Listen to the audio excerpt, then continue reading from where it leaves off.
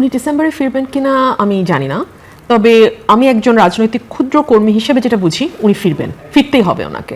ফিরতে হবে কয়েকটা কারণে। আপনি যদি একেবারে নিরপেক্ষভাবে দূর থেকে দাঁড়িয়ে ওনার অবস্থানটা চিন্তা করেন, ওনার পরিবারের একটা দীর্ঘ ইতিহাস আছে রাজনীতির, এবং একটা দীর্ঘ ত্যাগের মধ্যে দিয়ে তার পরিবারকে যেতে হয়েছে। ইনফ্যাক্ট তিনি তার পুরো পরিবারকে হারিয়েছেন এই রাজনীতির কারণেই। তার সঙ্গে জড়িয়ে আছে তার পরিবারের সঙ্গে তার আরো বৃহৎ পরিবার, তার দল। রাস্তার দাঁড়ায় দাঁড়ায় বক্তব্য দিছে, সংসদে আইন পাশ করতে হবে, কাদিয়ানীকেও মুসলিম ঘোষণা করতে হবে। ওমা, এখন মৌলবীরার সে আওয়াজ আর নাই, বান্ডেল পেয়ে গেছে, বান্ডেল পেয়ে গেছে। এই জন্য সবার ওয়াজ বিশ্বাস করেন না, সবার লেবাস দেখলি মনে করবেন না এরা আল্লাহর ওলি। গুমটার তলে পুংটার বাসা। এদের মুখের মধ্যে ইসলাম আছে, অন্তরের মধ্যে ইসলাম নাই। তছনছ করে ফেলাইছে ইসলামটারে। আজকে দেখছি এক জাহেলে ওয়াজ করতেছে, তার জীবন আমি দেখি নাই।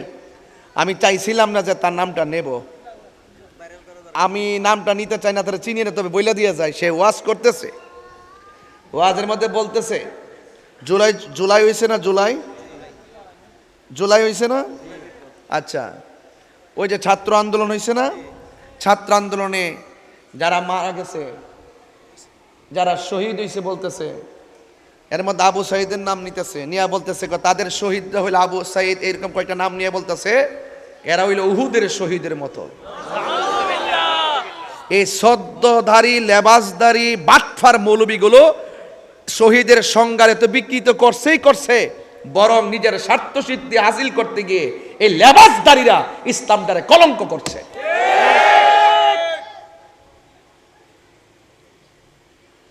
স্বার্থ হাসিল করার জন্য ইসলামকে বিকৃতি করার অধিকার তোমাকে কে দিয়েছে? স্যান্ডেল দিয়ে রাত ফলাই দেওয়ার দরকার। কোথায় উহুদ, কোথায় বদর, কোথায় খন্দক, কোথাও হুনাইন? সেখানে কার সঙ্গে কি তুলনা করা হচ্ছে? এগুলো প্রশ্রয় দেওয়া যাবে না। মানুষ মারা যাওয়ার পরে হিসাব নিকাশ হবে, কে করবে? অনেক স্মৃতিচারণ করা হচ্ছে। এই স্মৃতিচারণের ভিতরে কবর থেকে যে লাশ তুলে পুরাই ফেলছে, এটা কোন দলিলে পাইছো? এটা কোনো কিনলে গিয়া? আমি বলছি ইসলামটা হাসির পাত্র বানানো যাবে না, বিকৃতি করা যাবে না, সঠিক মেসেজ দিতে হবে। মানে না এরা কি মুশরিক? যারা নবীর মিলাদ মানে না এরা কাফের। ঠিক আছে না হুজুর? একমাত্র আল্লাহর মিলাদ নাই, লাম ইয়ালিদ ওয়া লাম ইউলাদ। কথা কি বুঝতে পারছেন? সংক্ষিপ্ত উত্তর, বেশি ভিতরে ঢোকার দরকার নাই। এরা 1000 দলিল দিল, যাদের কুকুরের লেজ যদি আপনি তেল দিয়া যদি সোজা কইরা 1 মাস সোজা কইরা যদি 5টা ইট দিয়া বাইন্দা রাখেন, 5 মাস পরে ছাড়লো দেখবেন কুকুরের লেজ। যারা বুঝে দলিল লাগে না, মিলাদুন্নবী আমার নবীর শুভ আগমন উপলক্ষে আনন্দ রেলি করা, এটা দলিলের প্রয়োজন হয় না, এটা মহব্বতের ব্যাপার। আঙ্গদেশের নেতারা আইলে কি সুন্দর ফুল টুল সাজায় রিসিপশন করে, কি রেলি মারে, জেল থেকে বাইরিলেও শুক্রানা মিছিল। আর যার যেই নবীরে সৃষ্টি না করলে কিছুই হতো না, ওই নবীর আগমনী বার্তা আমরা জুলুসের মাধ্যমে দেই, সর্ব বাতিল ধর্মদেরকে আমরা জানিয়ে দেই এই তারিখে রাহমাতুল আলামিন দুনিয়াতে এসেছেন। তিনি শুধুমাত্র আসমান থেকে জমিন, আকাশের নিচে জমিনের উপরের জন্য রাসূল নয়, ওয়া মা আরসালনাকা ইল্লা রাহমাতাল লিল আলামিন। তিনি ৮০,০০০ আলম, ১৮,০০০ মাখলুকাতের নবী। এজন্য আমরা নবীর বিশ্ব নবী বলি না, নবীর বিশ্ব নবী বলি না। আমরা নবীজির শানে কথা বলতে সাবধানতার সাথে কথা বলি। বিশ্বনবী বিশ্বনবী বলে সুরগবাজ করে, নবীর শান, নবীরে বলে জনাব, বলে কি না? হ্যাঁ, একদম বন্ধু বান্ধবের মতো নবীর মানে নামটা উচ্চারণ করে। এদের রক্তের ভিতরে ধর্ম নাই, রক্তের ভিতরে দেশও নাই। এরা শুধু দুনিয়াতে আইছে ধর্মটাকে ব্যবহার কইরা শুধুমাত্র বান্ডেল খাইতো। কি খাইতো? ইসরায়েলি বান্ডেল খাইতো। সবগুলা দেখেন তলে তলে ইসরায়েলের ডলার খাইয়া বিক্রি হয়ে গেছে। কথা কোন ঠিক না বেটে? এখন তো ধরা পড়লে কই দ্বিতীয় বউ, কথা ঠিক আছে কিনা কন? এই জন্য প্রথম বউর অভিশাপ লাগছে, প্রথম বউয়ের অভিশাপ লাগছে, বুঝেন না? প্রথম বউর কি মন চাই না হোটেলে যাইতো? যায়, এরে ফাঁকি দিয়া যাইতো, তাই ধরা খায়। ধরা খাইলে কে দ্বিতীয় বউ। কথা কি সঠিক? এটা বাস্তবতা। আমার নবীজি দুনিয়াতে এসেছেন যিনি রহমাতুল্লিল আলামিন, বলেন রহমাতুল্লিল আলামিন, কোন সন্দেহ? যিনি আল্লাহ হলো রব্বুল আলামিন, আমার নবী হলো রহমাতুল্লিল আলামিন। বাস এই জায়গাতেই থাকেন, তাইলে মোটামুটি ওয়াজটুকুন বুঝবেন।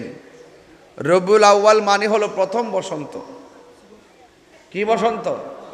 প্রথম বসন্ত। নবীজি দুনিয়াতে কি মা মেনার রেহেম থেকে প্রকাশ হওয়ার পরে 40 বছর পর নবুয়তি পাইয়া নবী হইছে, নাকি মা মেনার মাঝে নূরটা আসার আগেই নবী ছিল? এটাই আহলুস সুন্নাত ওয়াল জামাতের আকীদা। আর তারা বলে নবী দুনিয়াতে আইসা 40 বছর পর নবুয়তি পাইয়া নাকি নবী হইছে, এর আগে নাকি নবী ছিল না। নাউজুবিল্লাহ, জোরে কর না কেন? অথচ রুহানি জগতে সকল নবীদেরকে উপস্থিতির মাধ্যমে অঙ্গীকার নিয়েছেন, আমার নবী আসতেছে, নবীর উপরে তোমরা যদি নবীকে পেয়ে যাও তোমরা ঈমান আনবা এবং সহযোগিতা করবা।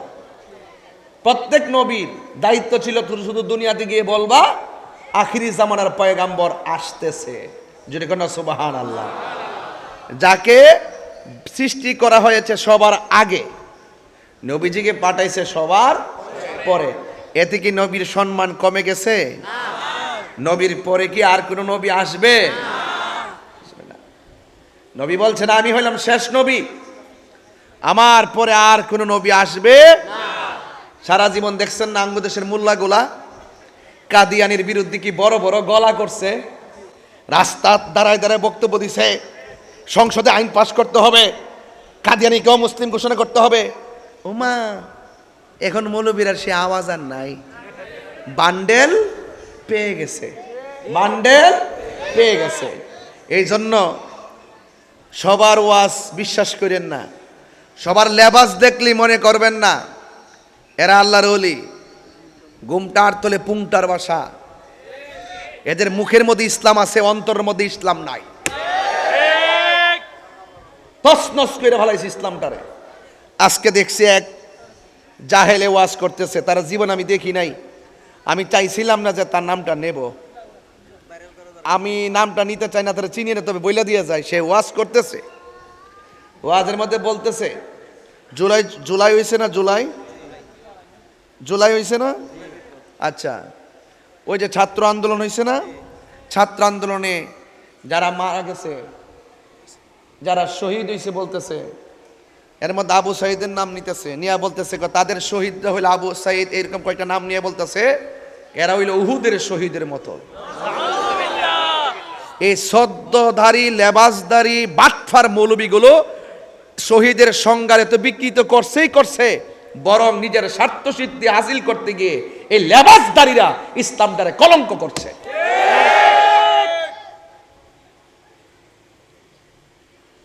স্বার্থ হাসিল করার জন্য ইসলামকে বিকৃতি করার অধিকার তোমাকে কে দিয়েছে? স্যান্ডেল দিয়ে রাত ফেলাই দেওয়ার দরকার। কোথায় উহুদ, কোথায় বদর, কোথায় খন্দক, কোথাও হুনাইন? সেখানে কার সঙ্গে কি তুলনা করা হচ্ছে? এগুলো প্রশ্রয় দেওয়া যাবে না। মানুষ মারা যাওয়ার পরে হিসাব নিকাশ হবে, কে করবে? অনেক স্মৃতিচারণ করা হচ্ছে, এই স্মৃতিচারণের ভিতরে কবর থেকে যে লাশ তুলে পুরাই ফেলছে, এটা কোন দলিলে পাইছো? এটা কোনো কি লেগে? আমি বলছি ইসলামটা হাসির পাত্র বানানো যাবে না, বিকৃতি করা যাবে না, সঠিক মেসেজ দিতে হবে। এ কিছু দালাল মৌলবীর কারণে দালাল মোল্লাগুলোর কারণে আজকে হুজুর দেখলে সাধারণ পাবলিক ভয় পায়। আগে হুজুর দেখলে দৌড়াইয়া চেয়ারাই না দিত, হুজুর দেখলে সালাম দিত। এই মোল্লাগুলোর কারণে রং ইনফরমেশন পাচ্ছে সাধারণ জেনারেল সমাজ, আর তাদেরকে বিভিন্ন ছলে বলে কৌশলে ট্যাবলেট খাওয়াইয়া তাদেরকে বুঝাইতে চাচ্ছে যে মিলাদুন্নবী জুলুস করা বেদাত। নাউজুবিল্লাহ, আরো জোরে কর না, আরো জোরে কর না, নাউজুবিল্লাহ। এই বেদাত বেদাত শিরিক শিরিক তকমা লাগায়া আজকে সৈয়দ রহমতুল্লাহের মাজারে যখন আমরা আসি তখন বলা হয় জিয়ারত করা বেদাত, জিয়ারত করা যাবে না, জিয়ারত করলে পূজা হয়ে যাবে। এইগুলো বলে বলে বলে বলে মানুষের কাছে বিক্রি করে ফেলছে। এই ট্যাবলেট যারা গিলছে তারাই বড় বড় সেমিনারে উঠা উঠা আমাদেরকে বলা হয় আমরা বেদাতি, আমরা মাজার পূজারি। আসলে কি আমরা পূজা করি? জিয়ারত করা কি হারাম না সুন্নত? এই সুন্নতকে যারা পূজার সঙ্গে তুলনা করে তাদের কি ঈমান আছে? এজন্য আমাদেরকে সতর্ক থাকতে হবে। আমরা কি আল্লাহর সঙ্গে কাউকে শরীক করি? তাহলে যারা আমাদেরকে শিরিক শিরিক মুশরিক মুশরিক ফতোয়া দেয়, বুঝা গেল এটা তাদের এজেন্ডা। এটা কি? এরা এজেন্ডা, এই সমস্ত কাঠমুল্লাদের এজেন্ডা। এই এজেন্ডা গিলাইতে গিলাইতে সাধারণ পাবলিকের গিলাইছে। কিছু হইলে আঙ্গুলটা দেখাই দেয়, আরে তাহিরি গ্রুপ এটা বেদাতি।